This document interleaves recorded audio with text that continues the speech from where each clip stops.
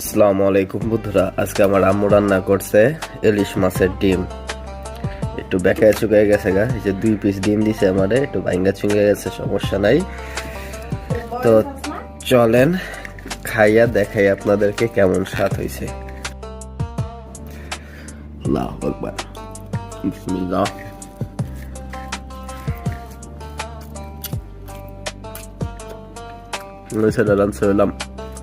ছোট ছোট কুচা বাইং পুঁটি দিয়ে আলু দিয়ে চচ্চড়ি করছে, সেটাও একটা বাইট নিয়ে দেখাই আপনাদেরকে।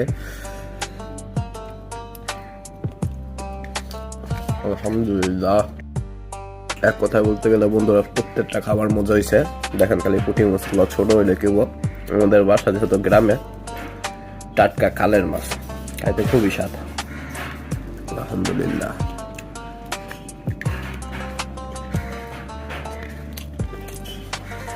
ঠিক আছে বন্ধুরা, আজকের মতো বিদায়, ভালো থাকেন।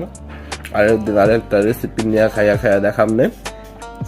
ভালো থাকবেন, আমাদের জন্য দোয়া করবেন। চ্যানেলে নতুন হলে সাবস্ক্রাইব করে দিবেন, লাইক করে দিবেন, কমেন্ট করে জানাই দিবেন আপনার মতামত।